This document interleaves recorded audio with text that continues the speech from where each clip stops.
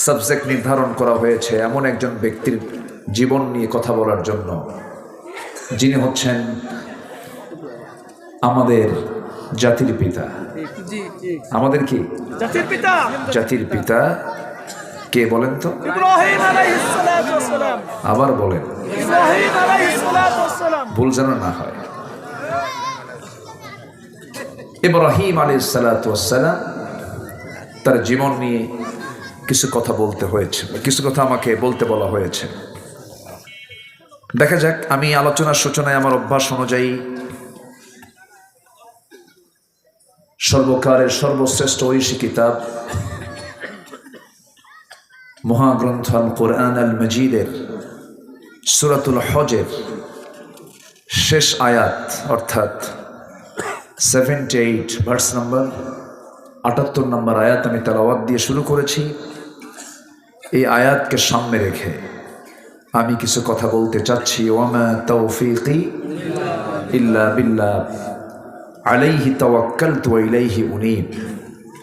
সেই মহান রবের প্রতি পূর্ণ ভরসা রেখে আসুন আমরা মূল আলোচনার দিকে চলে যাই। সম্মানিত ভাইয়েরা, আমরা ঠিক সেই সময় একত্রিত হয়েছি যে সময় বৈশ্বিকভাবে একটি বিষয় খুবই লক্ষণীয়, সেটা হলো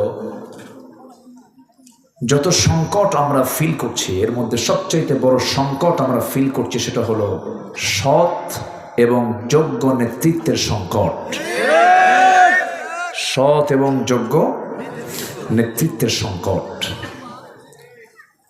কোনো কিছুর অভাব নেই। যিনি এই পাশে কথা বলে কারা? এই পাশে, এই পাশে কারা কথা বলে? এই পাশে, ওই সাইড দিয়ে একটু খেয়াল রাখবেন। এই পৃথিবীর 700 কোটি মানুষের এই দুনিয়া, বিশ্বের কোন জায়গায় 2 শতাধিক রাষ্ট্র, বিশ্বের কোথাও কিন্তু আমরা আজকে শান্তির কোনো বাতাস অনুভব করছি না। কি যেন একটা জুলুম প্রভাব বিস্তার করছে। অজানা অচেনা একটা অপশক্তি মাথার উপরে সোয়ার হচ্ছে। একাকী ভয়, লোকালয় ভয়, পরিবারে ভয়, সমাজে ভয়, প্রত্যেকটা জায়গায় একটা আতঙ্ক বিরাজ করছে। Falcon can not here the ফ্যালকনার। উম্মাদ হস্তি যেন তার মাহুতকে আসার মারতে উদ্যত হচ্ছে। কেউ কাউকে গুনছে না, ছোট বড়কে সম্মান করছে না, বড় ছোটকে স্নেহ করছে না। যেন এই পৃথিবীর এই মানুষগুলো যেন মনুষ্যত্ব হারিয়ে পশুত্বের রূপ নিয়েছে। যে সময় 2024 সাল, সেই সময় বিশ্বের অনেক জায়গায় সমকামিতাকে রাষ্ট্রীয় স্বীকৃতি দেওয়া হচ্ছে। বিশ্বের সবচেয়ে বড় গণতান্ত্রিক রাষ্ট্র ভারত, এখানেও এই হোমোসেক্সকে, সেম সেক্সকে, সমকামিতাকে প্রমোট করা হচ্ছে। অথচ এই বিকৃত যৌনাচার, যেটা কুকুর এবং শুকুরের মধ্যেও নাই। মানুষ এত নিচে, তার মানসিকতা এত নিচে নেমেছে, যা আজ থেকে 5000 বছর আগের ঘৃণ্য ইতিহাসের পুনরাবৃত্তি আমরা লক্ষ্য করছি। যেটা ছিল ফি আদনাল আরদ, পৃথিবীর সবচেয়ে নিম্নাঞ্চল অঞ্চল হলো জর্দানের ডেড সি এলাকা। এটা নিম্নাঞ্চল ছিল না। আল্লাহ তাআলা এই মৃত সাগরকে, ডেড সিকে, ওই এলাকার অধিবাসী যখন সমকামিতায় লিপ্ত ছিল, কওমে লূত, তাদেরকে আল্লাহ তাআলা সবগুলোকে শূন্যে তুলে জমিনে গেড়ে দিয়েছিলেন, নেস্তানাবুদ করেছিলেন। আজও ইতিহাসে এটা সাক্ষী হয়ে আছে। চিন্তা করেন, আমার দেশেও কিছু ধ্বজভঙ্গ, কিছু বদমাইশ, এরা সমকামিতাকে প্রমোট করার জন্য খুব চেষ্টা চালাচ্ছে। আছে না নাই? আচ্ছা, তারা চেষ্টা চালাচ্ছে এবং নিজে বুক উঁচু করে বলেও আমি একজন সমকামী। যেরকম নাউজুবিল্লাহ, আছে না নাই? অথচ আবার কিছু ইতিবাচক কথা অনেকে বলেন, যেরকম বিশ্বের পরাশক্তির মধ্যে একটি অন্যতম পরাশক্তি হলো ইউকে, ইউনাইটেড কিংডম। ব্রিটেন প্রধানমন্ত্রী ভারতীয় বংশোদ্ভূত ঋষি সোনাক তিনি বলেছেন, a man is a man, A women is a women, that's just a common sense.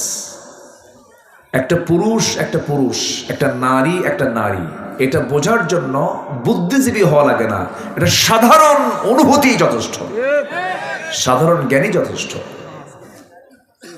সম্মানিত ভাইরা, কেন এগুলো হচ্ছে? এগুলোর মূল কারণ হলো নৈতিকতার শিক্ষা থেকে বঞ্চিত দুনিয়া। আসতে বলবেন না, জোরে বলুন ঠিক কিনা? আর নৈতিকতার শিক্ষা যদি থাকে, সেটাই হচ্ছে ঐশী শিক্ষা, ওহির শিক্ষা। এছাড়া পৃথিবীর কোনো শিক্ষা দিয়ে মানুষ কোনোদিন নৈতিকতার মানকে উন্নত করতে পারবে না। সম্মানিত ভাইয়েরা, আমি সেই সময় এখানে আলোচনায় বসেছি যে সময় শিশুর হাতে কোরআন তুলে না দিয়ে, শিশুর হাতে একটা শিক্ষা ব্যবস্থা, একটা ধারায় তাদের হাতে কোরআনটা না তুলে দিয়ে এমন কিছু থিওরি ঢুকানো হচ্ছে। আমরা জানি আমাদের জন্ম হয়েছে এক পুরুষ এবং এক নারী থেকে, যাকে আমরা বলি মা এবং বাবা, এবং পৃথিবীর শুরু হয়েছে এই প্রক্রিয়া দিয়েই, আদম এবং হাওয়া। এটা কার সিদ্ধান্ত? আল্লাহ রাব্বুল আলামিন বলেন, ইন্না খালাকনাকুম মিন যাকারিন ওয়া উনসা ওয়া জাআলনাকুম শুউবান ওয়া ক্বাবাইলা লিতাআরাফু ইন্না আকরামাকুম ইনদাল্লাহি আতকাকুম। হে মানব মণ্ডলী, আমি তোমাদেরকে এক নর এবং নারী থেকে সৃষ্টি করেছি। বিভিন্ন গোত্র গোত্র, ভাষা, বর্ণ সব পৃথক করে দিয়েছি যেন তোমরা একে অপরকে চিনতে পারো। তবে তোমাদের মধ্যে সেই বান্দাগুলো আমার কাছে সবচাইতে বেশি দামি, সম্মানিত, যে বান্দাগুলো আমি আল্লাহ আমাকে বেশি ভয় করে। আমাদের পরিচয় হলো আমরা এক নর এবং নারী থেকে পৃথিবীতে আমাদের জন্ম হয়েছে, যার ইংরেজি নাম হলো মেল ফিমেল, কিন্তু এখন আরেকটা যোগ দিচ্ছে, সেটা হলো মেল ফিমেল ট্রান্স জেন্ডার। মানে এটা মেলও না ফিমেলও না, এটা যে কি ও নিজেও জানে না। আমার বুঝে আসে না, একটা হতে হবে তো, নর হতে হবে অথবা নারী হতে হবে। আরেকটা সৃষ্টি আছে হলো, যেটা আল্লাহ তাআলার সৃষ্টি, হিজরাকে আমরা কখনো মন্দ বলবো না, এটা আল্লাহর ফয়সালা। কিন্তু ট্রান্সজেন্ডার, এটা হচ্ছে বিকৃত হওয়া, পুরুষ থেকে নারী, নারী থেকে পুরুষ, শরীফ থেকে কি কি কয় শরীফা, হাবিব থেকে হাবিবা, রহিম থেকে রহিমা, করিম থেকে করিমা, এইগুলো সব আমার বুঝে আসে না। সম্মানিত ভাইরা, এগুলো সিলেবাসে দেওয়ার মধ্যে যে কি কল্যাণ, কি যে উপকারিতা, কোন বদমাইশগুলো যেগুলো করছে আল্লাহ জানে, আমার বুঝে আসে না। সম্মানিত ভাইয়েরা, সম্মানিত বন্ধুগণ, আমাকে জাহান্নাম থেকে বাঁচতে হবে, আমার পরিবারকে জাহান্নাম থেকে বাঁচাতে হবে। এই চেষ্টা আমাদের করার দরকার আছে না নাই? কু আনফুসাকুম ওয়া আহলিকুম নারা, নিজে বাঁচো, তোমার পরিবারকে বাঁচাও কি থেকে? জাহান্নাম থেকে। এটা আমাদের জন্য সবচেয়ে বড় চ্যালেঞ্জ, এটা মাথায় রাখতে হবে। চতুর্দিক থেকে আমার ঈমানকে ছিনতাই করে নেবার জন্য নানামুখী, চতুর্মুখী ষড়যন্ত্র চলছে, কিন্তু আমাকে আপনাকে সচেতন থাকতে হবে। লা তাদিল্লু মা তামাসসাকতুম বিহিমা, কোন অপশক্তি তোমাকে পথভ্রষ্ট করতে পারবে না যদি তুমি সাথে নিয়ে থাকো কোরআন এবং সুন্নাহকে।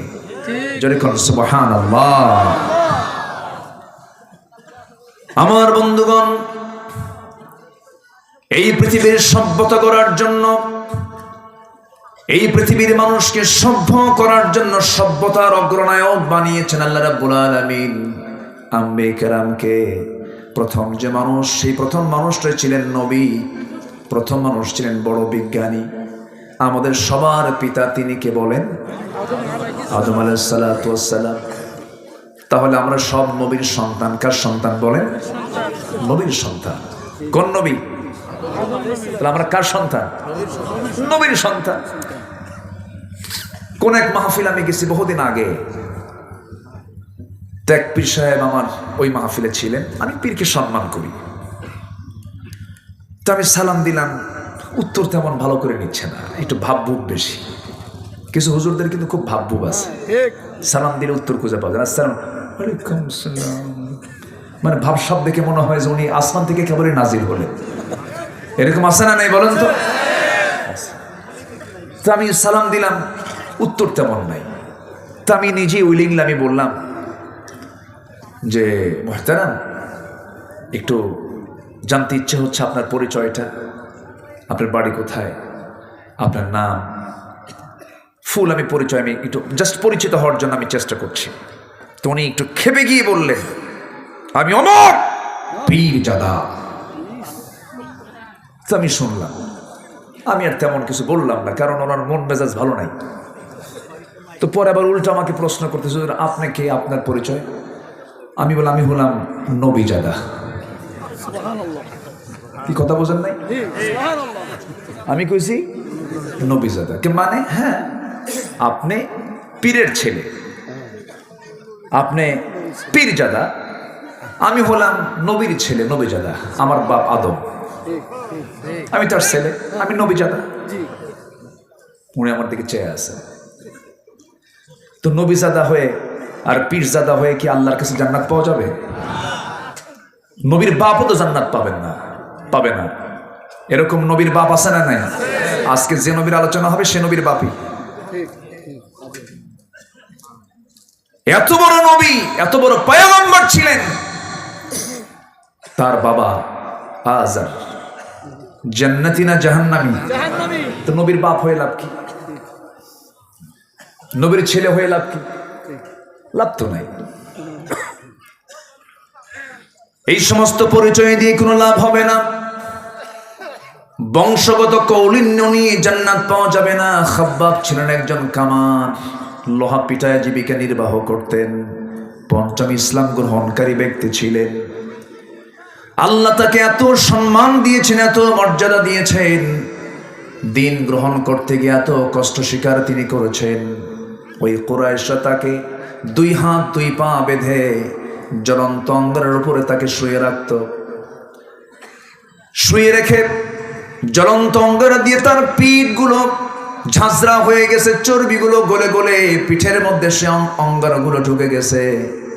চুল পরিমাণ তার মুখ থেকে কোনো আওয়াজ বের হয় না, শুধু বের হয়েছে লা ইলাহা ইল্লাল্লাহ, লা ইলাহা ইল্লাল্লাহ। আরো জোরে লা ইলাহা ইল্লাল্লাহ, লা ইলাহা ইল্লাল্লাহ মুহাম্মাদুর রাসূলুল্লাহ সাল্লাল্লাহু আলাইহি ওয়াসাল্লাম। সেই খাব্বাব একজন কামার ছিলেন। সাইয়েদনা ওমর ফারুক রাদিয়াল্লাহু তাআলা আনহু একদিন তার পিঠের উপরে হাত দিয়েছেন, গর্তের মধ্যে নখটা ঢুকে গেছে। বললেন, খাব্বাব তোমার পিঠ এমন ভয়ঙ্কর কেন? তোমার পিঠের মধ্যে আমার গোটা নখ ঢুকে গেল। কাঁদতে কাঁদতে বলছেন, ভাই ওমর, দিন গ্রহণ করেছিলাম এই অপরাধে। ওই কুরাইশরা আমাকে জ্বলন্ত অঙ্গারে শুয়ে রাখত। অঙ্গারগুলো ঢুকে ঢুকি আমার চর্বি গলে গলে আগুনটা নিভে যেত। এত কষ্ট তারা দিয়েছিল, এই জন্য আমার ওই সময় থেকে পিঠটা গর্ত হয়ে গেছে। কিতাবের মধ্যে আসছে, খাব্বাবের নাতিপুতিরা খেলতো, তারা করতো কি, খেজুরগুলো তারা ওই পিঠের গর্তের মধ্যে ঢুকায় রাখতো। একজন কামার ছিলেন। কিসের বংশের গৌরব দেখাবো আমরা, কিসের চেহারার সৌন্দর্য দেখাবো আমরা? চেহারার সৌন্দর্য যদি জান্নাত পাওয়া যেত, আবু লাহাব বহু আগে জান্নাত পেয়ে যেত। চেহারা দিয়ে যে জান্নাত পাওয়া যাবে না, চেহারা যে কোনো ফ্যাক্টর নয়, তার সবচেয়ে বড় প্রমাণ হচ্ছেন সাইয়্যিদনা বেলাল রাদিয়াল্লাহু তাআলা আনহু। একজন কালো কুসকুসে মানুষ,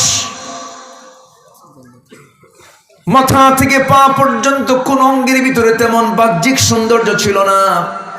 চুলগুলো ছিল শক্ত শক্ত খাড়া খাড়া, দাঁতগুলো ছিল এলোমেলো, নাকটা ছিল মোচা, চোখটা ছিল ছোট ছোট। এত কালো ঘন মানুষ ছিলেন, কালো পাহাড় বলে মাঝে মাঝে সাহাবীরা ডাকতেন। রাসূলের কানে একদিন সংবাদ চলে গেল। রাসূল বলেন, ও সাহাবীরা, আমার বেলালকে কালো পাহাড় বলে ডেকো না। আমার বেলালকে যে কষ্ট দেয় সে আমি নবী আমাকে কষ্ট দেয়।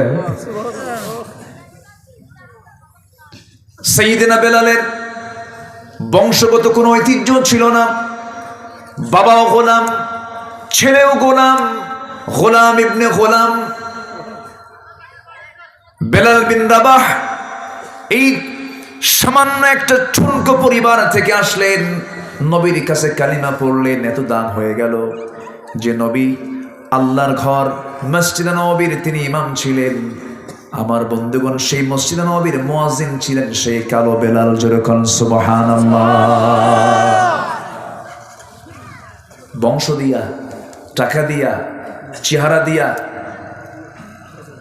এই সমস্ত কিছুতে তো লাভ নাই। আবু লাহাবের চেহারার সাথে আমার নবীর চেহারার প্রায় মিল ছিল। অগ্নির শিখার পিতা বলা হয় আবু লাহাব। জান্নাতি না জাহান্নামী? জান্নাতি না জাহান্নামী? কি নাই? ঈমান নাই। বলেন কি নাই? আবার বলেন কি নাই? ঈমান আছে, দাম আছে। ঈমান নাই, দাম নাই। আগে দামি হতে হবে। নিজের জীবন কি ঈমান দিয়ে সুন্দর করে রাঙিয়ে নিতে হবে। ঈমান দিয়ে আমার জীবনটাকে রঙিন করে ফেলতে হবে, ঈমানের রঙে রঙিন হতে হবে। আল্লাহ রাব্বুল আলামিন বলছেন, সিবগাতাল্লাহি ওয়া মান আহসানু মিনাল্লাহি সিবগা। তোমরা আল্লাহর রঙে রঙিন হয়ে যাও, ঈমানটাকে মজবুত বানিয়ে ফেলো। ঈমানটাকে কখনো হারিয়ে ফেলবে না, ঈমানটা কখনো নষ্ট করে ফেলবে না। আল্লাহ বলছেন, ওয়াল্লাযীনা আমানু ওয়া লাম ইয়ালবিসু ঈমানাহুম বিযুলমিন উলাইকা লাহুমুল আমনু ওয়া হুম মুহতাদুন। ঈমান যারা আনবে এবং ঈমানকে যারা জুলুমের দ্বারা যারা আক্রান্ত করবে না, শিরকের দ্বারা যারা আক্রান্ত করবে না, এরাই নিরাপত্তা পেয়ে যাবে, এরাই হেদায়েত প্রাপ্ত বান্দা। এই জন্য আমরা ঈমানের যত্ন নেব। ঈমানের যত্ন নিতে হয় কেমনে? তার মডেল হচ্ছেন আল্লাহর পয়গম্বররা। আজকে যে পয়গম্বর নিয়ে আমাকে কথা বলতে বলা হয়েছে, তিনি হচ্ছেন নবীদের বাপ। কার বাপ?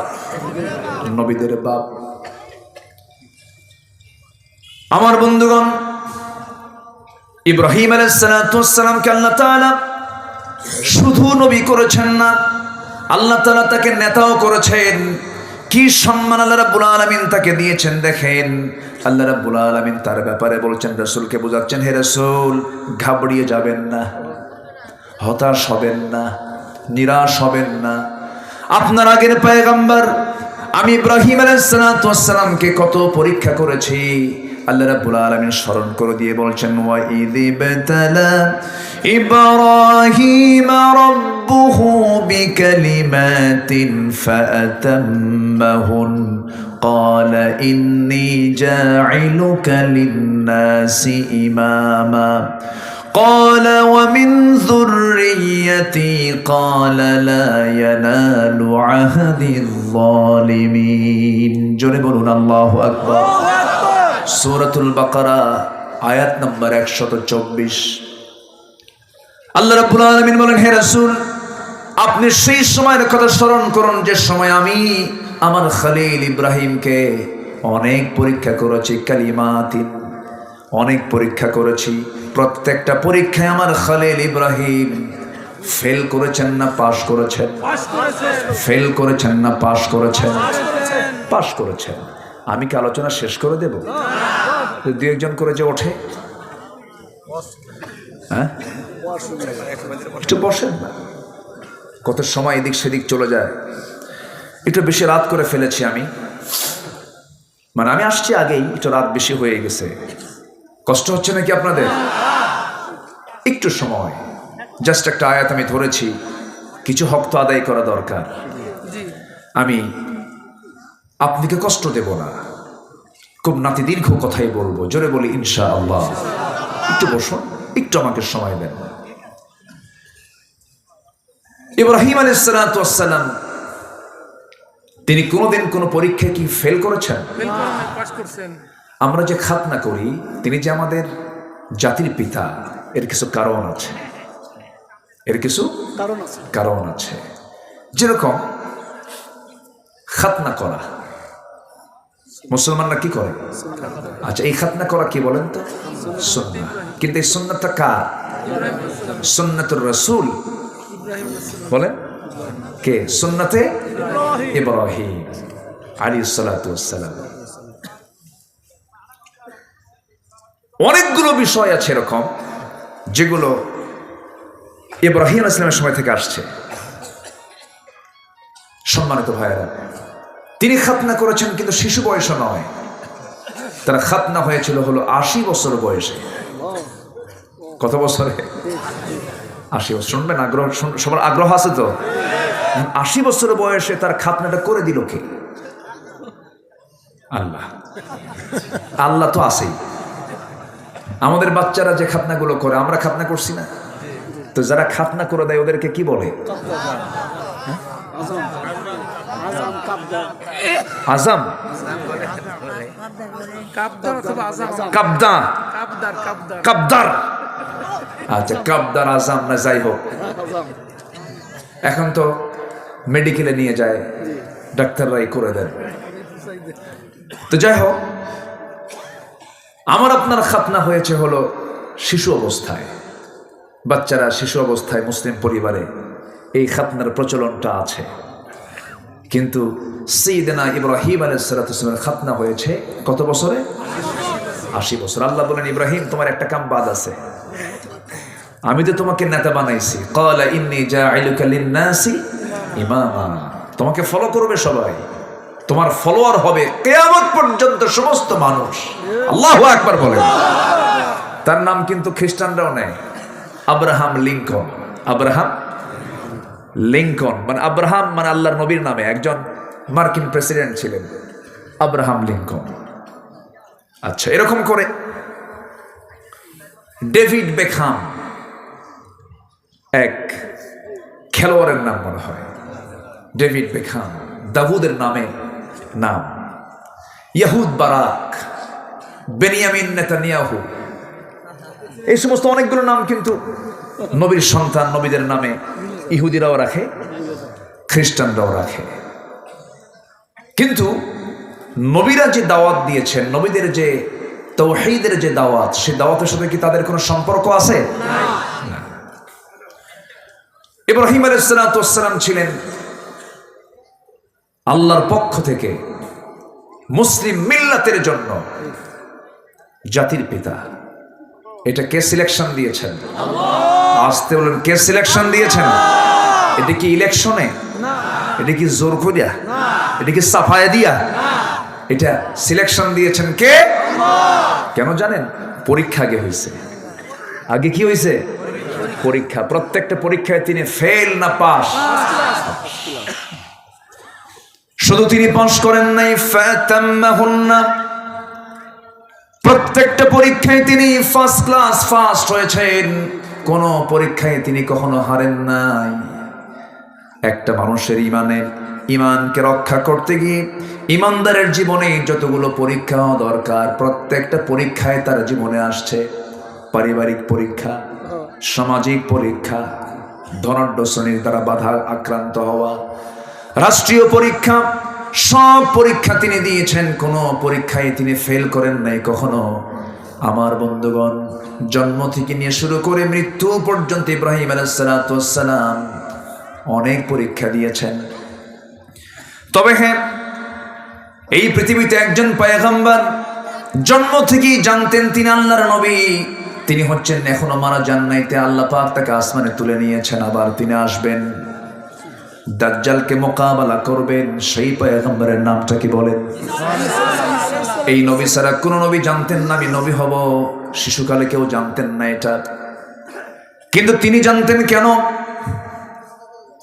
তার পিতার কোনো পরিচয় ছিল না, তার বাবার কোনো পরিচয় ছিল না। ইন্না মাসালা ঈসা কামাসালি আদম, ঈসার দৃষ্টান্ত হলো আদমের মতো, আদমের যেমন বাবার পরিচয় নাই, আল্লাহর পয়গম্বর ঈসার আল্লাহর কোনো বাবা, নিজের পিতার কোনো পরিচয় নাই। কিন্তু ঈসা আলাইহিস সালাম যখন মার গর্ভে যখন ছিলেন, আল্লাহর ফয়সালা, পিতৃহীন সন্তান আল্লাহ তাআলা মারিয়ামকে দান করলেন, স্বামী ছাড়া সন্তান দিয়ে দিলেন। অসম্ভবকে সম্ভব করার একমাত্র যোগ্যতা রাখেন তিনি কে? আসতে বলবেন না, তিনি কে? আল্লাহ তাআলা। সন্তান ডেলিভারি হয়ে গেল। অনেক লম্বা কথা ছিল, শর্ট করে নিয়ে আসলাম। মারিয়াম বিনতে ইমরানকে আল্লাহ তাআলা বলেন, ইন্নাল্লাহ আস্তাফাকি ওয়া তাহহারাকি, হে মারিয়াম, আমি তোমাকে নির্বাচিত করেছি, আমি তোমাকে নবীর মা বানাবো। তিনি বললেন, কেমন করে সম্ভব? লাম ইয়ামসাসনি বাশার, কোন পুরুষ আমাকে স্পর্শ করে নাই, আমি কেমন করে মা হব? তাফসীরে এসেছে তিনি হাম্মাম খানার মধ্যে ঢুকেছেন, ফেরেশতা এসে তার জামার আস্তিনটা টান মারলেন, ফুৎকার দিয়ে দিলেন। আর একটা ব্যাখ্যায় পাওয়া যায় তিনি মুখটা হা করলেন, মুখের মধ্যে মুগ্ধ হবরে ফুৎকার দেওয়া হলো, মিন্স বন্ধ হয়ে গেল। সন্তান পেটে চলে আসলো। 2 মাস 3 মাস 4 মাস যখন যেতে লাগলো, বাহ্যিক সিমটমটা প্রকাশ পেয়ে গেল।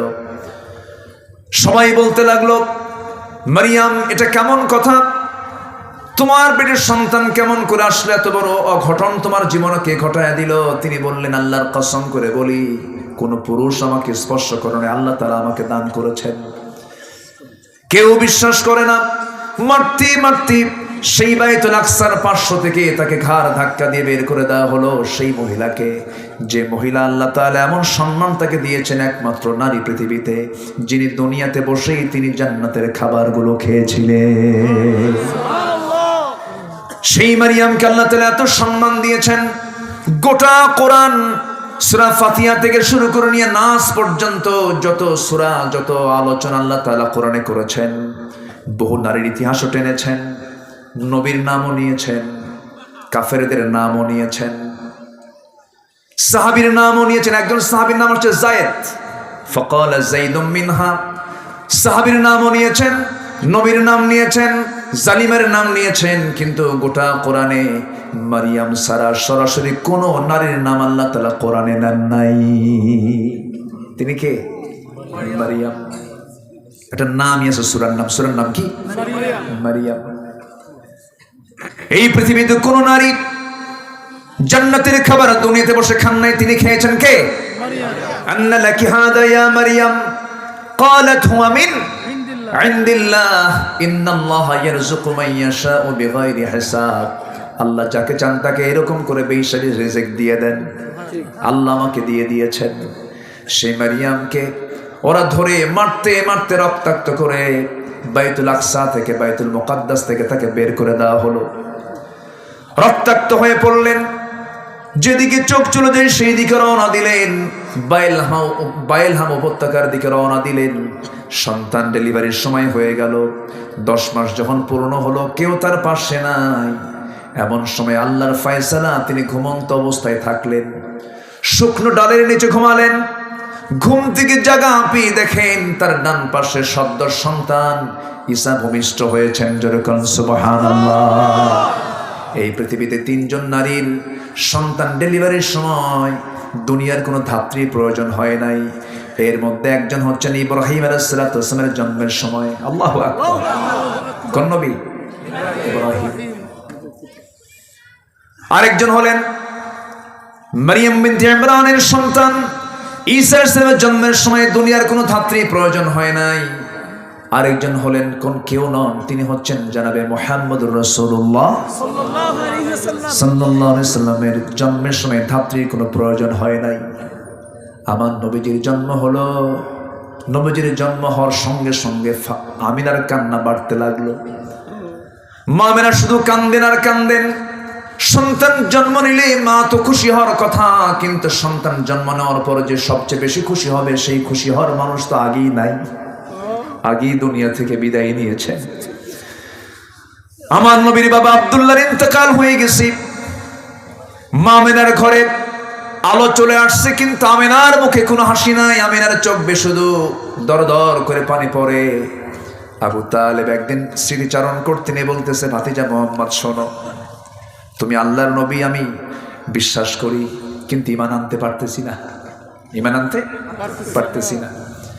তুমি আল্লাহর পয়গম্বর আমার বিশ্বাস হয়, একটা স্মৃতিচারণ করি।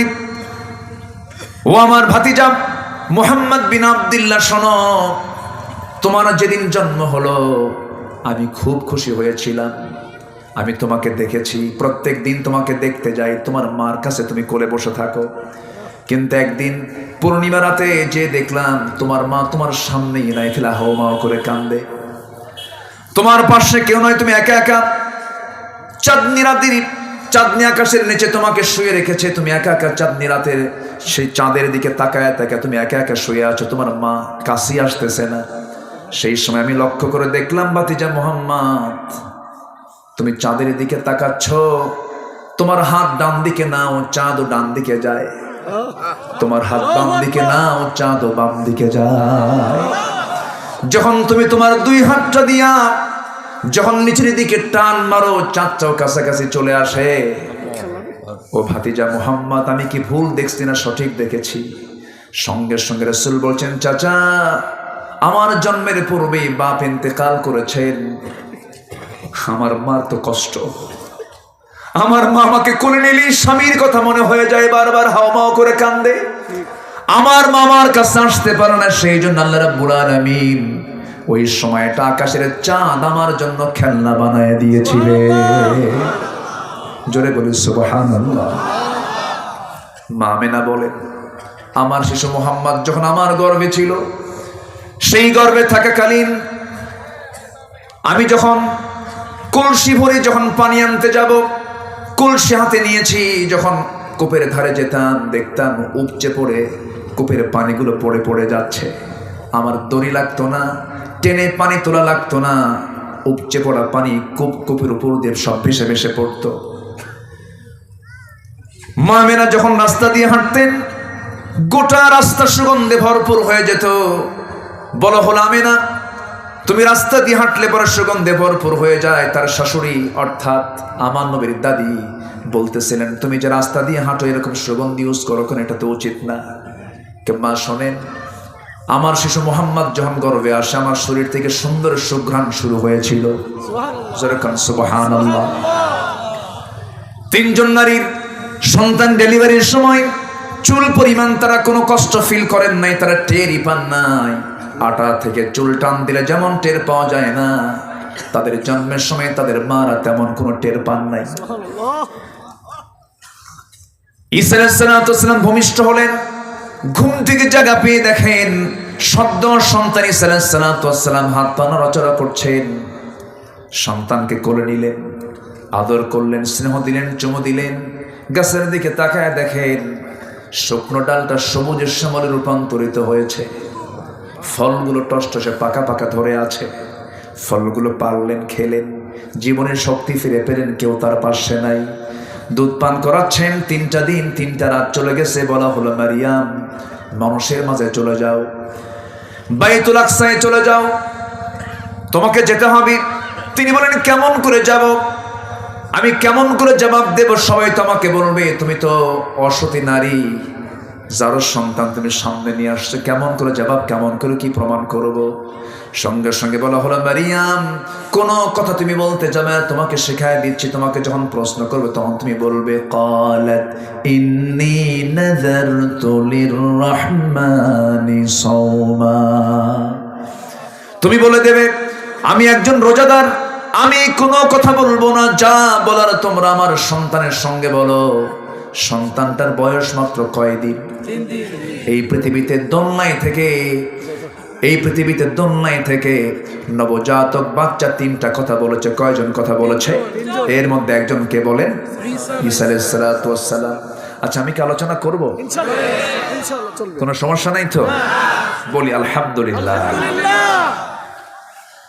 ঈসা আলাইহিস সালাতু ওয়াস সালাম দোলনায় তিনি কথা বলেছেন। সবাই মিলে যখন মারিয়ামকে যখন চতুর্দিক থেকে ঝেঁকে বসলো, প্রশ্নের বন্যা বয়ে যাচ্ছে। মারিয়াম, তোমার লজ্জা নাই, হায়া নাই, তোমার মধ্যে কোনো শরম টরম কিছু নাই? একটা যার সন্তানকে সঙ্গে করে নিয়ে আমাদের মাঝে আবার কেমন করে দেখা করতে আসছো? তিনি কোনো কথা বললেন না। তার ওই সময় রোজাটা ছিল। ক্বালাত ইন্নী নাযারতু লির-রাহমানি সাওমা। আমি রোজাদার। তার রোজা হলো কথা না বলা। তার রোজা হলো কি? কথা না বলা। কথা না বলার রোজা আছে না নাই বলেন? আমরা যে রোজা রাখি, না খেয়ে রোজা রাখি, কিন্তু কথা না বলে থাকি, কথা বলি। কিন্তু আল্লাহ তাআলা কথাও না করে দিয়েছেন, কথা বলতে মানা করেছেন। কোন কথা বলেন? রোজা রেখে কি কথা বলতে মানা করেছেন? বাজে কথা। সেই লোকের রোজা রাখার কোনো প্রয়োজন নাই। মাল্লাম ইয়াদা কাওলা যুর ওয়াল আমালা বিহি ফালাইসা লিল্লাহি হাজাতুন ফি আন ইয়াদা তুআমা ওয়া শারাবা। যে ব্যক্তি রোজা থেকে মিথ্যা বেহুদ কথা ছাড়তে পারলো না, তার রোজা রাখার কোনো প্রয়োজন নাই। তাহলে মানে কি? কথা না বলাও রোজা, আবার না খেয়ে থাকাও রোজা। তাহলে মারিয়ামের রোজা ছিল কি বলেন? কথা না বলা। আল্লাহর হুকুম পেলেন, তিনি কথা বললেন না। শুধু বললেন আমি কোনো কথা বলবো না। ওই যে দোলনায় শুয়ে আছে নবজাতক, সে কথা বলবে। সবাই হাসে আর বলে মারিয়াম ছিল আধা পাগলি, এখন হয়ে গেছে পুরো পাগলি। এরকম করে হেও করছে।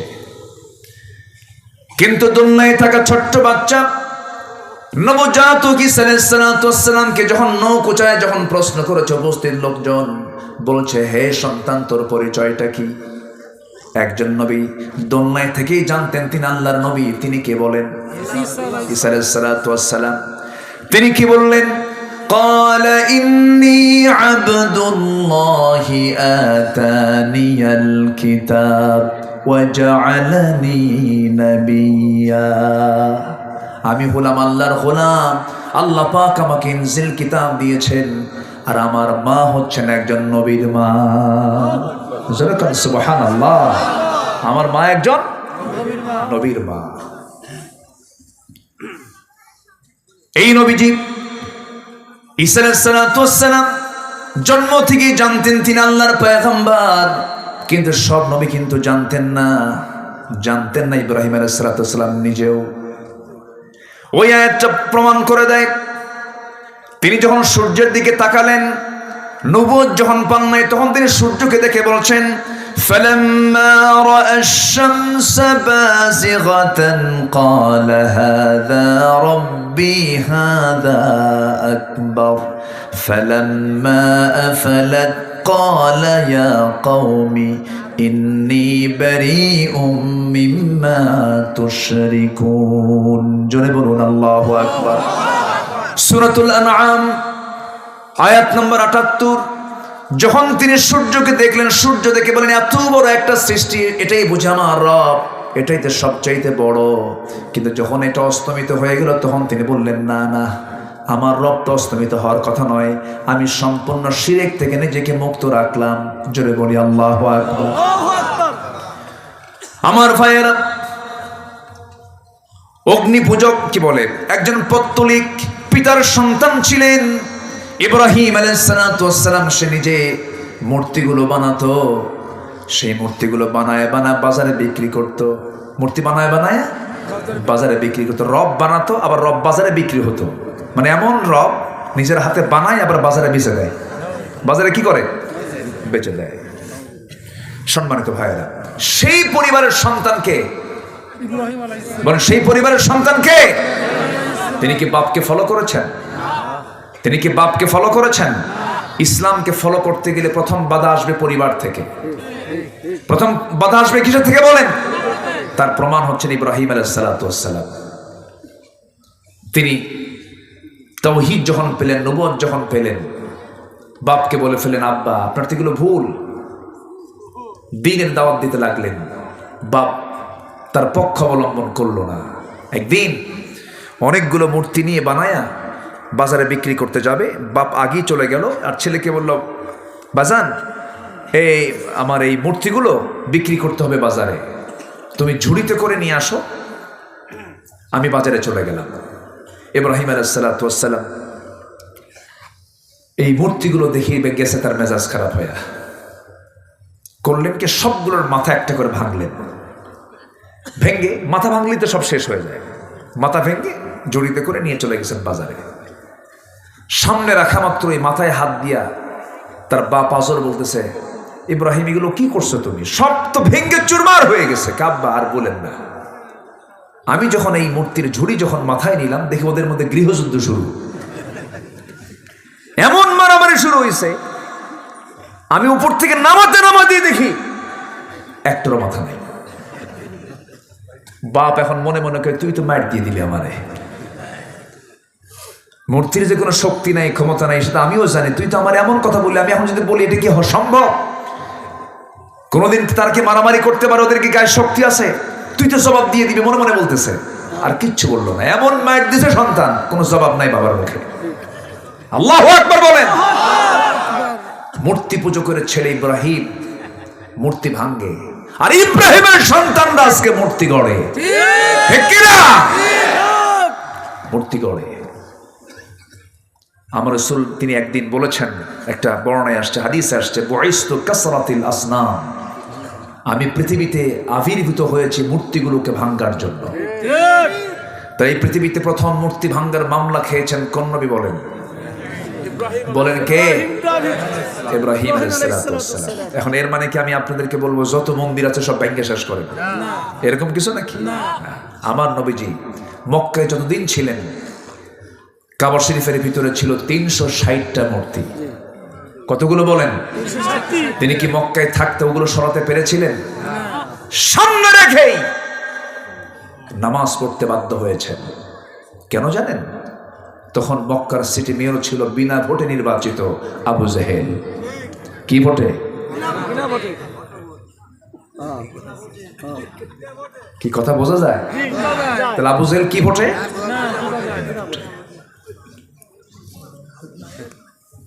আবু জেহেল ক্ষমতায়। আমার নবীজি মূর্তিগুলো দেখলেন, শুধু দেখেই গেলেন, পারলেন না, কারণ পথ তো নাই, র‍্যাব সীতা কোবরা তো তার হাতে নাই। কথা বোঝেন নাই? আমার নবীজি একদিন মনে মনে ভাবলেন যে আমি একটু ভিতরে যাব, কাবার ভিতরে যাব, কিন্তু কাবার চাবিটা ওসমান বিন তালহার হাতে। ওসমান বিন তালহার হাতে। আমার নবী কিন্তু ছোটখাটো পরিবারের সদস্য ছিলেন না। কাবা শরীফ ভাঙতে আসছিল সম্রাট আব্রাহা, সূরাতুল ফিলের ঘটনা ভাঙতে আসছিল। সেই সময় আমার নবীর দাদা আব্দুল মুত্তালিবের 300 উট অপহরণ করে নিয়ে যায়। 300 উট যার দাদার থাকে, এত ফকির মানুষ তাই না? ফকির মানুষ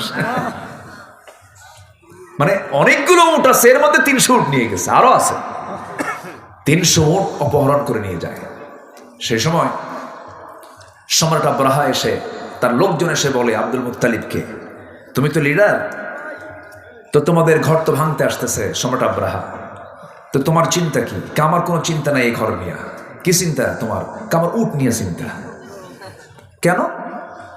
ঘরের মালিক তো আমি না, আমি হলাম উটের মালিক। উট ফেরত দে, যার ঘর তিনি হেফাজত করবেন। আল্লাহু আকবার বলেন। কার দাদা কয়? কার দাদা? আমার নবীর দাদা। কথার লোড কত দেখেন।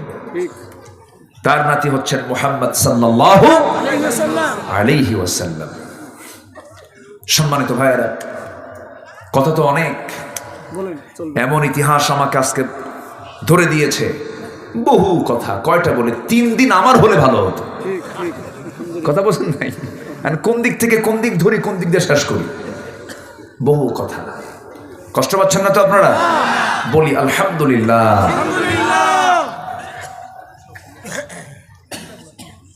ইব্রাহিম আলাইহিস সালাতু ওয়াস সালাম তিনি জীবনে 3টে হিকমতপূর্ণ কথা বলেছেন। কয়টা? 3টে হিকমতপূর্ণ কথা বলেছেন। মাঝে মাঝে তিনি কাঁদতেন, আর এরকম প্যাঁচ খাটে আমি কথা বললাম কেন? আমার বন্ধুগণ, আল্লাহ রাব্বুল আলামিন ইব্রাহিম আলাইহিস সালামকে এত সম্মান দিয়েছেন, এত মর্যাদা দিয়েছেন, এত তাকে দান দিয়েছেন। আল্লাহ রাব্বুল আলামিন তাকে 1টা 2টা পরীক্ষা করেন নাই। প্রত্যেকটা পরীক্ষায় তিনি ইব্রাহিমের মুখ থেকে চুল পরিমাণ কখনো নাশকর পান নাই। যেরকম সুবহানাল্লাহ। আল্লাহ রাব্বুল আলামিন এই জন্য তার সম্মান বিশ্ববাসীর সামনে উচ্চকিত করেছেন। সূরাতুল হজের শেষ নম্বর আয়াতে আল্লাহ রাব্বুল আলামিন বলছেন, ঈমানদারকে ডাক দিয়ে বলছেন, ইয়া আইয়ুহাল্লাযীনা আমানু দিয়ে সম্বোধন করে আল্লাহ তাআলা ওয়াজ শুরু করেছেন। লাস্ট আয়াতে বলছেন, ওয়াজাহিদু ফিল্লাহি হাক্কা জিহাদিহি হুয়া জাতাবাকুম ওয়া মা জাআলা আলাইকুম ফিদ্দীনি মিন হারাজ মিল্লাতা আবিকুম ইব্রাহিম হুয়া সাম্মাকুমুল মুসলিমিন। জোরে বলুন আল্লাহু আকবার।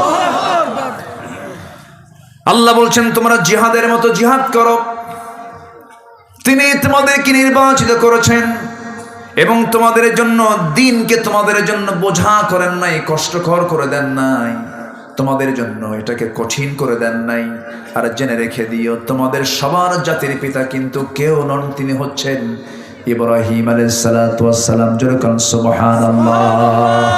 এবং তিনি নিজেও পরিচয় দিয়েছেন, তিনি ছিলেন মুসলমান। আমরাও কি বলেন? আরো জোরে আমরা কি বলেন? মুসলমান। গোটা পৃথিবীতে আজকে প্রায় 200 কোটি মুসলমান। মূল পরিচয় যদি মুসলমানকে যদি লালন করে, কোন প্রকার দ্বন্দ্ব না রেখে, ওয়াহাবি, সুন্নি, আর কি আছে, কত কি আছে, নাম না বলি আর, এই সমস্ত গ্রুপিং না করে যদি আজকে মুসলমান যদি একটা প্ল্যাটফর্মে আসতো, গোটা পৃথিবীর বাতিল শক্তি সব সাগরে হাবুডুবু খেত। ঠিক কিনা? সব হাবুডুবু খেত। কিন্তু ফেরকা আমাদেরকে শেষ করে দিল। ইব্রাহিম তিনি মূর্তি ভাঙ্গেন, আর আমরা মূর্তির পক্ষে কথা বলি। ঠিক কিনা? যদি কোথাও ডিসপ্লে করা, কোনো মূর্তিকে সাজানো, হ্যাঙ্গিং করা, কোনো ছবিকে হ্যাঙ্গিং করা, এরকম যদি কোনো সাজানো, যদি এটা যদি ইসলাম সম্মতই হতো, পৃথিবীর সবচাইতে বড় স্ট্যাচু নির্মাণ হতো আমার নবীর স্ট্যাচু। আছে? আমার নবীর কোন স্ট্যাচু আছে? নাই। আর কি প্রমাণ চাবেন আপনি? সম্মানিত ভাইয়েরা, সম্মানিত বন্ধুগণ, আল্লাহ তাআলা ইব্রাহিমকে অনেক পরীক্ষা করেছেন, সন্তান দিয়েছেন, আবার সন্তানকে কোরবানি করতে বলেছেন কে? তিনি কি মানা করেছিলেন? তার খাতনা হয়েছিল কত বছরে? তার খাতনা করে দিল কে? নিজে। হ্যাঁ, কারণ ওই সময় তার সতরটা খুলবে কে? কন্ত তার সতর তো দেখার সুযোগ নাই কারো। আল্লাহ বললেন, ইব্রাহিম, আমি তোমাকে গোটা জাতির জন্য পিতা বানিয়েছি, নেতা বানিয়েছি, তোমার একটা কাজ বাদ আছে, তুমি এই কামটা সারো। আল্লাহ কিভাবে সারবো? যাও জঙ্গলে যাও। সহি বর্ণনা, এটা হাদিসে আসছে।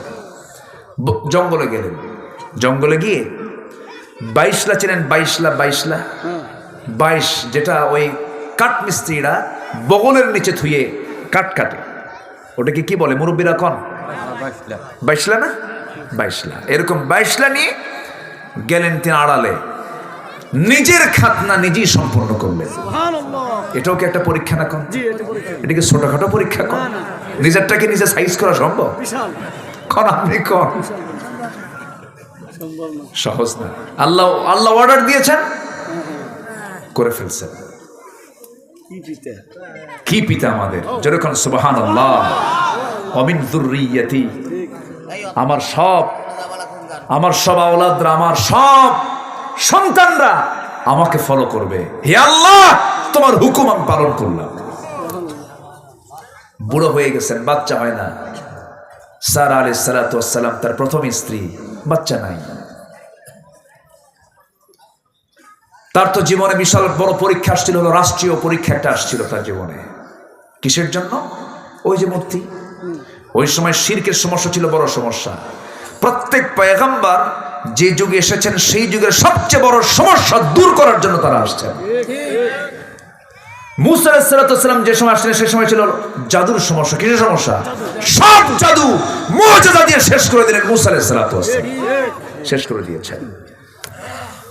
জাতির পিতা ইসলামের সময় সমস্যা ছিল হলো শিরকের সমস্যা। এই সমস্যা তিনি দূর করলেন। দূর করতে গিয়ে সবাই বলল, ইব্রাহিম চলো আমরা শহর ছেড়ে এক মেলায় যাচ্ছি, যাবে তুমি? কে যাব না। কেন? ক্বালা ইন্নী সাকিম। কোরআনের আয়াত তো, সূরা সাফাত পড়েন। আমি তো আয়াতের রেফারেন্স এখন দেওয়ার সময় নেই আমার, যাব কখন? ক্বালা ইন্নী সাকিম, আমি তো অসুস্থ, আমি যেতে পারবো না। মানে কি অসুস্থ জানেন? মানসিক না, মানে তার অসুস্থতা হলো ভাঙবো কখন। কথা বললেন নাই? তার অসুস্থতা কি? শিরক সহ্য করতে পারতেছেন না। ইমানদার শিরককে সহ্য করতে, ইমানদার শিরককে সহ্য করতে পারে না। তবে হ্যাঁ, ভুল বুঝবেন না আবার, হিন্দু ভাইদের মন্দির আমরা পাহারা দেব, হিন্দু ভাইদের প্রতিমাকে আমরা গালি দেব না। লা তাসুব্বুল আসনাম, তোমরা কোনো মূর্তিকে গালি দিও না। তোমরা তাদের মূর্তিকে গালি দেবে, তারা তোমাদের রবকে গালি দিবে। ইসলাম কত উদার দেখে। আমার দেশের মন্দিরগুলো আমরা পাহারা দেই, আর পার্শ্ববর্তী দেশের আল্লাহর ঘর মসজিদকে তারা ভেঙ্গে চুরমার করে দেয়। তাদের কাছ থেকে আমাদের শেখার কিছু নাই, কোনো কিছু শেখার নাই। সম্মানিত ভাইয়েরা, কষ্ট পাচ্ছেন নাকি আপনারা? মূর্তি নিয়ে মনে খুব টেনশন করতেছেন, আমি যাবো না, আমি খুব অসুস্থ। কি সমস্যা? কে? মূর্তি নিয়ে সমস্যা। ইন্নী সাকিব, যাও তোমরা চলে যাও। চলে গেছে। ওনার তো মাথা গরম, হাতে একখান নিছেন, একটা অস্ত্র নিয়ে, কুঠার নিয়ে চলে গেছেন কাছাকাছি। সমস্ত মূর্তিগুলোর সঙ্গে কথা বলতেছেন, এই কথা কথা। কেউ কোনো কথা কয় না। সবগুলোর মাথা ভেঙ্গে বড়টার গলায় ঝুলায় রাখছেন।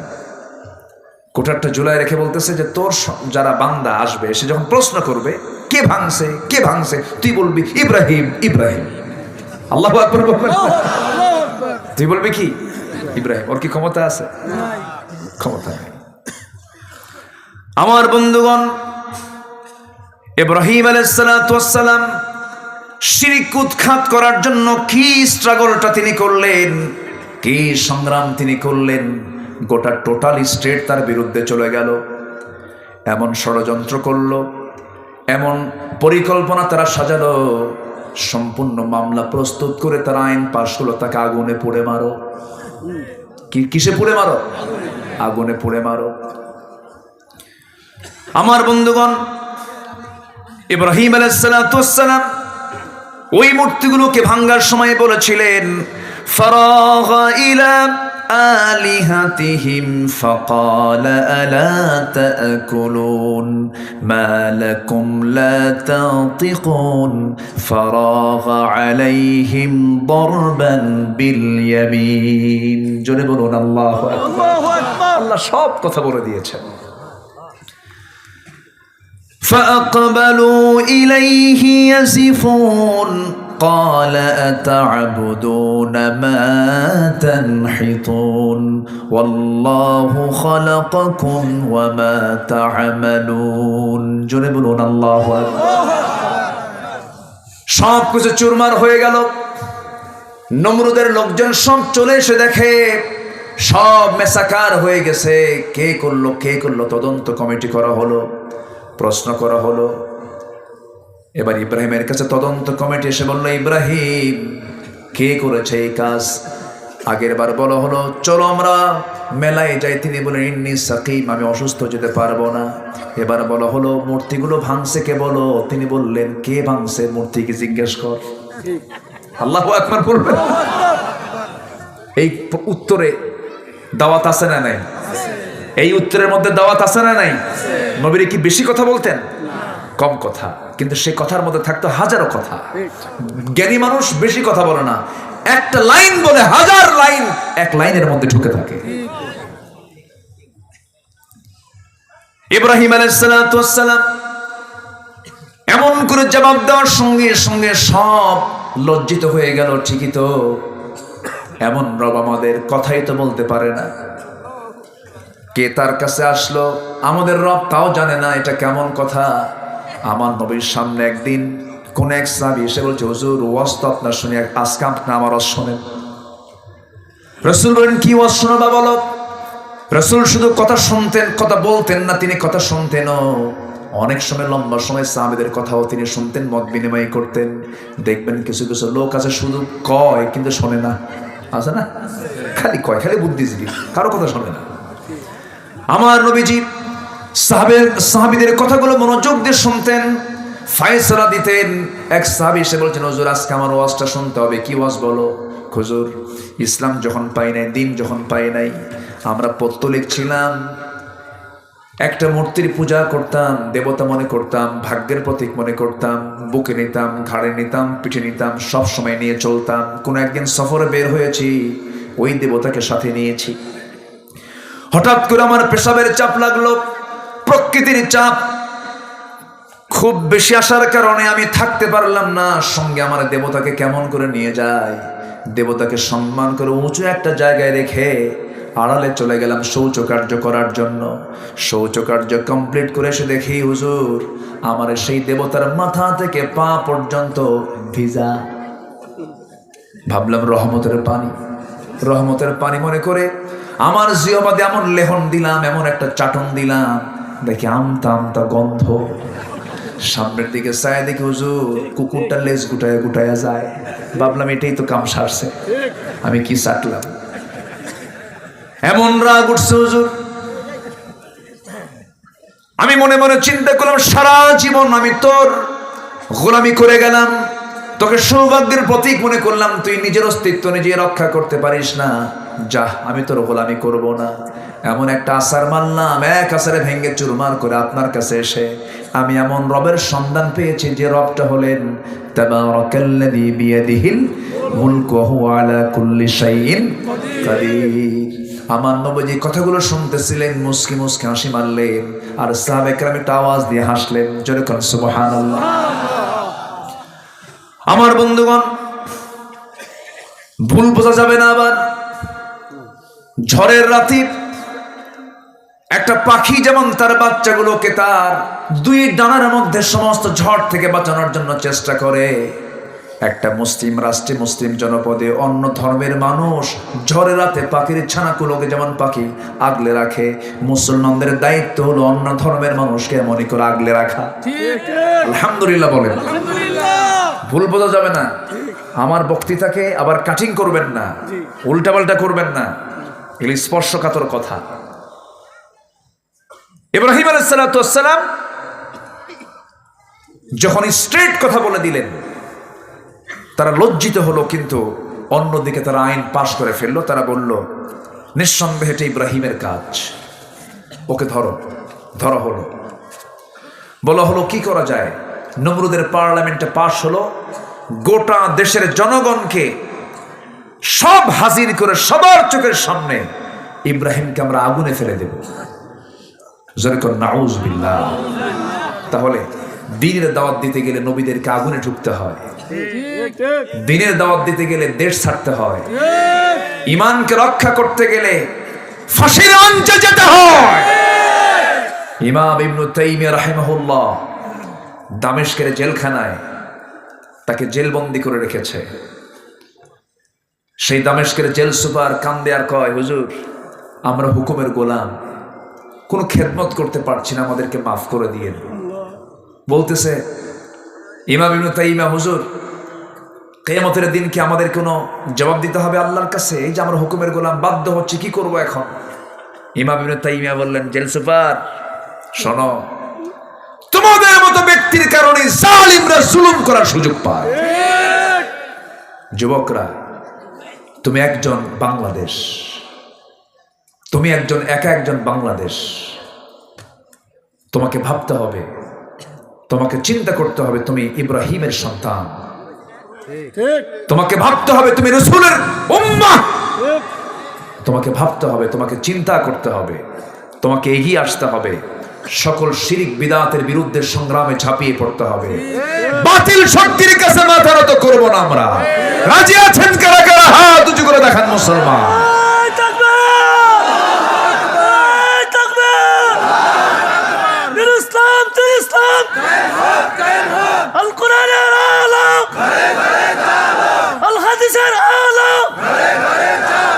আমার নেতা তোমার নেতা বিশ্বনবী মুস্তাফা, কুরআন হাদিস যেখানে আমরা আছি সেখানে নারায়ে তাকবীর। আল্লাহ কবুল করুন, জোরে বলি আমিন। বিবাহ পূর্ব কোনো রিলেশন করবা না, আকাম কুকাম করবা না, লস প্রজেক্ট এগুলো যা করবা সুরিয়ার ফিতেওয়ালা লাভ, সব লস, এগুলো করতে যাবা না। এরপর খারাপ বন্ধু নির্বাচন করবা না, ভালো বন্ধুর সঙ্গে চলবা। মাস্টারবেশন করবা না, বাপ হওয়ার যোগ্যতা হারিয়ে ফেলবে। পর্নোগ্রাফি দেখবে না, তোমার ফ্রন্টাল সেলগুলো সব ধ্বংস হয়ে যাবে। তোমাকে ধ্বংস করার জন্য প্রযুক্তি প্রস্তুত হয়ে আছে, ডিভাইস প্রস্তুত হয়ে আছে, তোমাকে ধ্বংসের দিকে নিয়ে যাচ্ছে। To back Islam, to back Quran. কোরআনের দিকে আসো, ইসলামের দিকে আসো। এর মধ্যে যে মজা, এর মধ্যে যে অমৃত স্বাদ তুমি যদি পেয়ে যাও, পৃথিবীর কোনো স্বাদ তোমাকে স্বাদ দিতে পারবে না। তাহাজ্জুদে দাঁড়িয়ে যাও, আল্লাহর কাছে কাঁদো। পৃথিবী আমার আসলেই তো, পৃথিবীর জীবনটা হচ্ছে আমার জন্য একটা মায়া মরিচিকা, একটা প্রতারণা, একটা ফাঁদ। কিছুক্ষণ পর আমি এমনি চলে যাচ্ছি, অথবা এখনই চলে যাচ্ছি। কার কাছে? আল্লাহর কাছে। আসতে বলবেন না, কার কাছে? আল্লাহর কাছে। এটা মাথায় নিয়ে চলবা। ওই সমস্ত নেতৃত্ব মানবা না যারা নামাজের কথা বলে না, ঠিক যারা দ্বীনের কথা বলে না, ঠিক যারা তোমার হাতে ইয়াবা তুলে দেয়, যারা মদের বোতল তুলে দেয়, যারা জেনা করার জন্য নারী তুলে দেয়, ওই সমস্ত নেতৃত্বের মুখে আমরা থুতু মারি, জুতা মারি। যাব না সেই দিকে। জোরে বলি ইনশাআল্লাহ। আরো জোরে বলি ইনশাআল্লাহ। মদ খাওয়া কি? আরো জোরে। আজকে পৃথিবীতে বড় বড় যে বিজনেসগুলো চলে, অবৈধ বিজনেস, মাদক বিক্রি হয় বছরে বিশ্বে $1600 বিলিয়ন। পতিতাবৃত্তির বাণিজ্য চলে বিশ্বব্যাপী $400 বিলিয়ন। জুয়ার বাণিজ্য চলে বিশ্বব্যাপী $700 billion. Computer games, free fire, PUBG, এগুলো মিলে চলে $54 বিলিয়ন। সবগুলো মিলে এই মদ, এই জুয়া, এই পতিতা, এই গেমস, এগুলো সবগুলো মিলে $2685 বিলিয়ন বৈশ্বিক বাণিজ্য হয় বছরে। আমার দেশে মদ বিক্রেতা আছে না নাই? যারা এই সমস্ত আকাম কুকামের সঙ্গে জড়িত, তারা কি কখনো এই দেশে ইসলাম চাবে? আসতে বলো না, চাবে? আপনি কি চান না? আপনি কি চান না? যারা চায় না তারা কি আপনাকে দাওয়াত দিয়ে খাওয়াবে? দাওয়াত দিয়ে খাওয়াবে? যারা বোতল না খাইলে হুঁশ থাকে না, ওরা আপনাকে কখনো বন্ধু মনে করে না। ওদেরকে আমরাও বন্ধু মনে করি না, ওদেরকে আমরাও বন্ধু মনে করি না। মদ খেলে তাল না মাতাল? আজ থেকে তাল না মাতাল? মাতাল। হুঁশ থাকে না তো। মদের ফলাফল হলো মদ্যপান যে করবে, সে তার নিজের মেয়ে আর নিজের বউকে সে পার্থক্য করতে পারবে না। মদ আছে যেখানে, জেনা আছে সেখানে, জেনা আছে যেখানে, খুন আছে সেখানে। আল খামরু উম্মুল খাবাইস। মদ হলো সমস্ত পাপের মা। সমস্ত পাপের কি মা। কোন এক আল্লাহওয়ালা তিনি এক নগরে বসবাস করতেন। সেই নগরে এক পতিতার বসবাস ছিল। পতিতা ভাবলো জীবনে বহু না পুরুষের জীবন নষ্ট করেছি, এই ওলিকে ধরবো। ফুসলায় থেকে ঘরের মধ্যে তুলে বলতেছে, শোনো, আমি হলাম এই নগরের একজন পতিতা, তুমি হচ্ছে এই নগরের, তুমি আল্লাহর ওলি। আমি তোমাকে ফুসলায় তুলেছি, তোমার সামনে 3টা পথ খোলা আছে। এই 3টে পদের যে কোনো পথ তোমার বেছে নিতে হবে, নচেত এমন চিল্লানি দেব নগরবাসী এসে তোমার ইজ্জত সব নষ্ট করে ফেলবে, তোমার সব চলে যাবে। কি 3টা পথ বলো?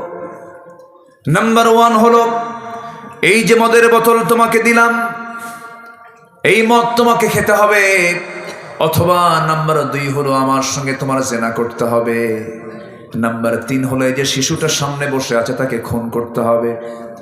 আল্লাহওয়ালা মনে মনে চিন্তা করে, খুন তো কোনো ক্রমে সম্ভব নয়, খুন তো বড় গুনার নাম, জেনা তো সম্ভবই নয়, জেনা করলে পরে ঈমান থাকে না। মদের বোতলের দিকে তাকায় মনে মনে চিন্তা করে, মদের বোতলও হারাম, কিন্তু এক ঢোক মেরে দেই, নচেত আমার বাঁচার কোনো উপায় নাই। মদটাকে ছোট গুনাহ মনে করে মদের বোতল থেকে এক ঢোক যখন মেরে দিয়েছে, মাতাল হয়ে গেছে। মাতাল হলে পরে জেনাটা কঠিন না সহজ? খুনটা কঠিন না সহজ? খুনটাও সহজ হয়ে গেল। ওই আল্লাহর ওলির দ্বারা মদপানের মধ্য দিয়ে জেনা হয়ে গেছে, খুন হয়ে গেছে। আমার বন্ধুগণ, আজকে এই মাদক দ্রব্য আমার দেশে কঠিন না সহজ? আজকে বলেন কঠিন না সহজ? যুব সমাজের ইমানকে নষ্ট করার জন্য বড় একটা হাতিয়ার হলো মাদক। এই মাদক আজকে অ্যাভেলেবেল করে দেওয়া হয়েছে। এই সমস্ত বিষয়ের দিকে যুবকরা একটু খেয়াল রাখবা। অসৎসঙ্গ তৈরি করবে না। ভেবে নেবে তুমি যাকে বন্ধু বানাচ্ছ তুমি তার সঙ্গে জান্নাতের সময় কাটাবা। যেরকম সুবহানাল্লাহ, যাকে তুমি বন্ধু বানাচ্ছ তুমি তাকেও জান্নাতে তুমি তোমার বন্ধু বানায় নিবা। কারণ মান তাশাব্বাহা বিকওমিন ফাহুয়া মিনহুম, দুনিয়াতে যার সঙ্গে যার মুশাব্বা থাকবে তার সঙ্গে হাসর নাসর হয়ে যাবে। দুনিয়াতে একটা ভালো বন্ধু থাকো বিশাল বড় একটা পুরস্কার, বিশাল বড় একটা ভাগ্যের ব্যাপার। ভালো বন্ধুটা এমন কাজে লাগবে যে কিয়ামতের দিনও কাজে লাগবে। যে বান্দাকে আল্লাহ জান্নাত দিবেন সেই বান্দাকে আল্লাহ ডাক দিয়ে বলবেন, বান্দা তুই তো জান্নাত পেলি, তোর কি বন্ধু বান্ধব নাই আছে? শুধু তোকে জান্নাত দেব না, তোর বন্ধু বান্ধবকে জান্নাত দেব, তাদেরকে সহ জান্নাতে নিয়ে যা। গাঁজাখোর বন্ধু না কিন্তু। আবার কথা কি বোঝা যায়? শেষ করে দিই নাকি?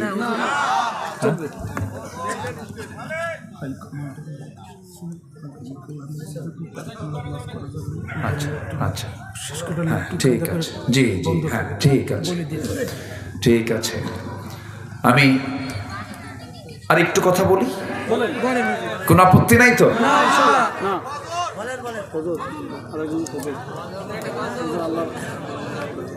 কোন আপত্তি নাই তো আপনাদের? বলি আলহামদুলিল্লাহ। একটু থাকেন। জি, ইব্রাহিম আলাইহিস সালাতু ওয়াস সালাম ফজর পড়ে যাবেন? দেখছো কি সাহসে বাবা। তো ঠিক আছে, ফজর পর্যন্ত আপনারা থাকেন, আমি যাই। ও আমি সহ অনেক ভালো মানুষ আপনারা। বলি আলহামদুলিল্লাহ। ইব্রাহিম আলাইহিস সালাতু ওয়াস সালাম রাষ্ট্রীয় ষড়যন্ত্রের শিকার হলেন। শেষ পর্যন্ত তাকে পরীক্ষায় পড়তে হলো চূড়ান্তভাবে। সিদ্ধান্ত পাকাপোক্ত হয়ে গেছে, আগুনে ফেলবে। কে আগুনে ফেলতে পারে না? নমরুদ করলো কি? শয়তানের পরামর্শ নিয়ে চতুর্দিকে জেনার কাজ শুরু করে দিল। কিসের কাজ বলেন? জেনার কাজ শুরু করে দিল। এরপর চরকিতে হাত দেবে কে? কেউ ফেলতে পারে না। ইব্রাহিম আলাইহিস সালাতু ওয়াস সালাম দেখতে পেলেন তার জন্মদানকারী পিতা তাকে আগুনে ফেলার জন্য পিতা পর্যন্ত চরকিতে হাত দিয়েছে। চোখে পানি চলে আসছে, কাঁদতে কাঁদতে বলছে, আল্লাহ আমার আব্বা, আমার জন্মদাতা, আমার আব্বা পর্যন্ত আমাকে আগুনে ফেলতে চায়, আল্লাহ তুমি আমাকে বাঁচাবে না? যেরকম সুবহানাল্লাহ। বাঁচিয়েছেন কে? আসতে বলেন, বাঁচিয়েছেন কে? আল্লাহ।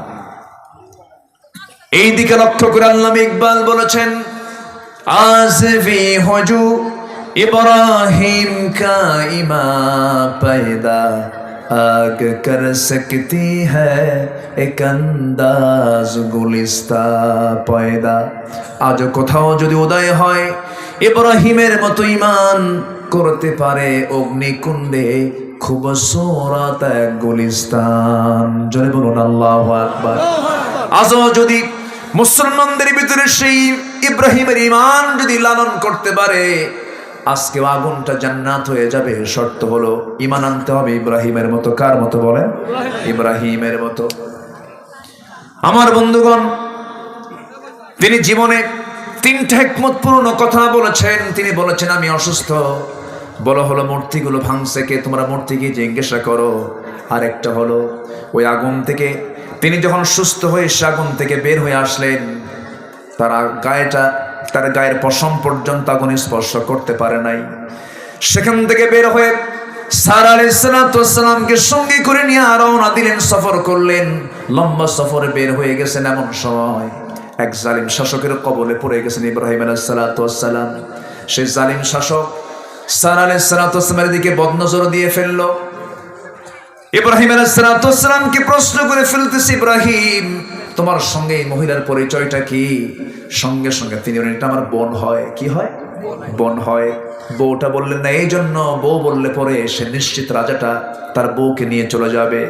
বোন বললেন সে যেন আমার কাছে থাকতে পারে, বোন মনে করে যেন সে ছেড়ে দেয়।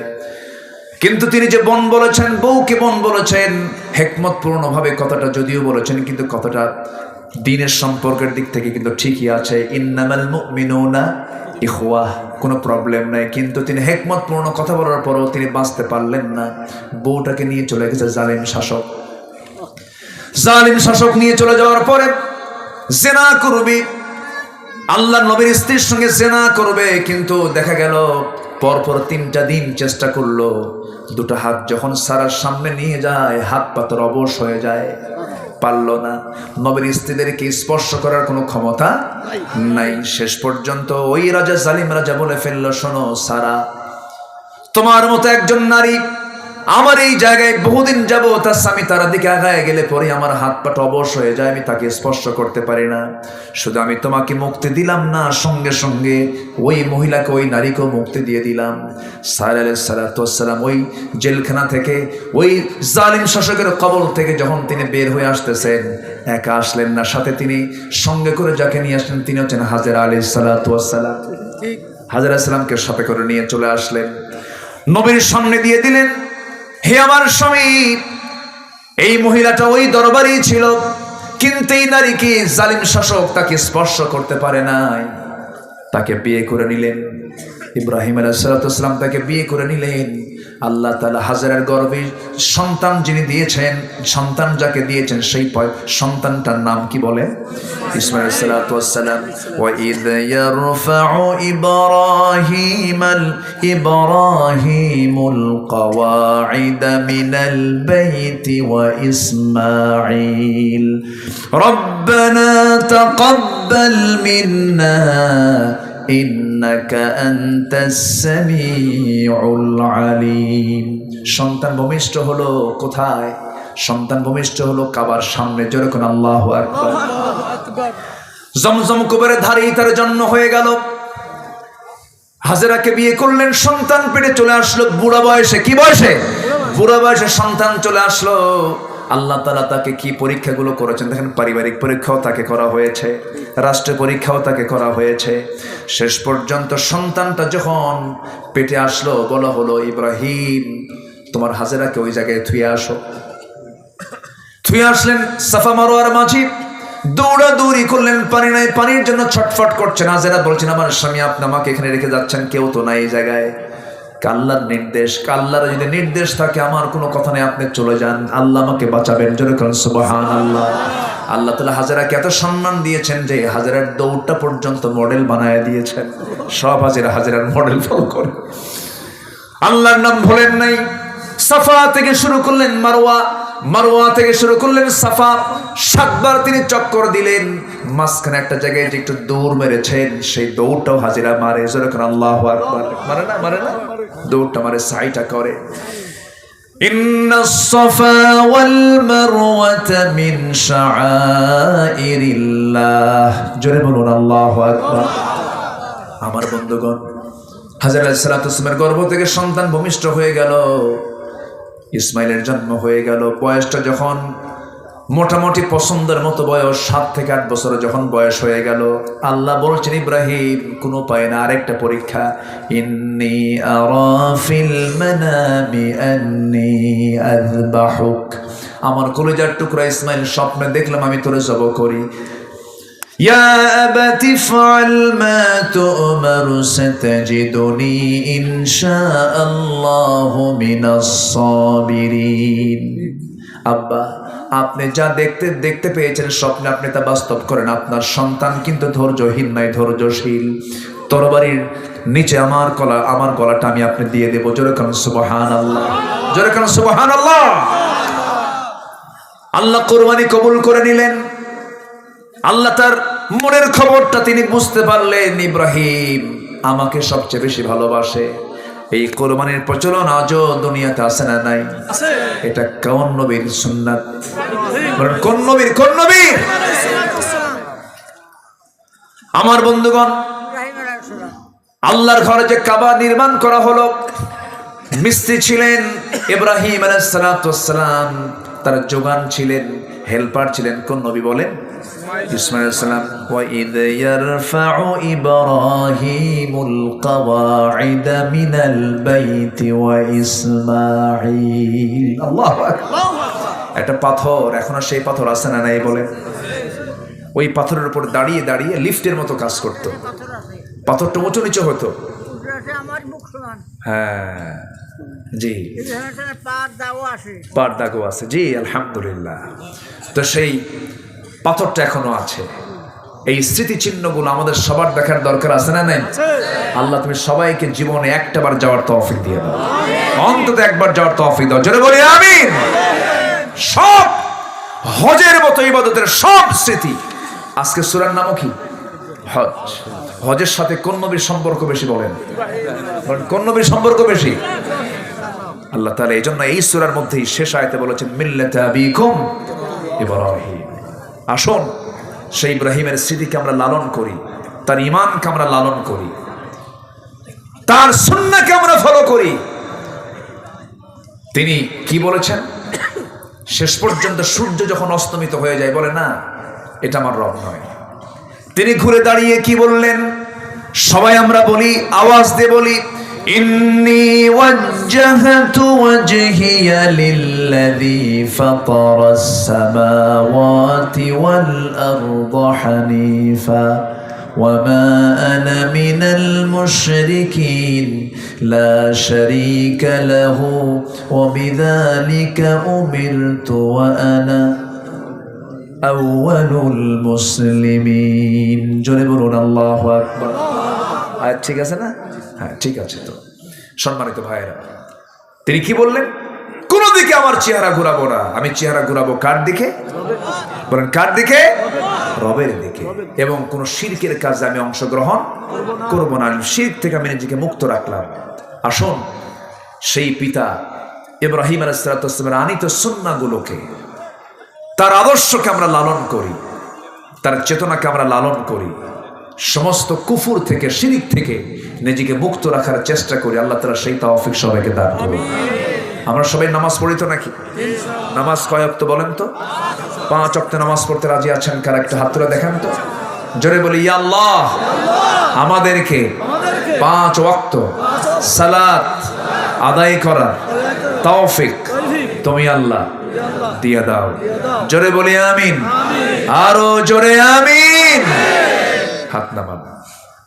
সম্মানিত ভাইরা, মন তো চাই কথা বলি, রাতও হয়েছে অনেক, আর শেষ ক্লাসটা নেওয়া একটু কঠিন। আমরা যখন ছোটবেলায় যখন পড়তাম শেষ ক্লাস, প্রথম ক্লাস খুব মজা লাগে। শেষ ক্লাসে যখন স্যার ঢুকতো মনে হতো স্যার যাবে কখন, এরকম মনে হতো। শেষ ক্লাসটা নেওয়া একটু কঠিন।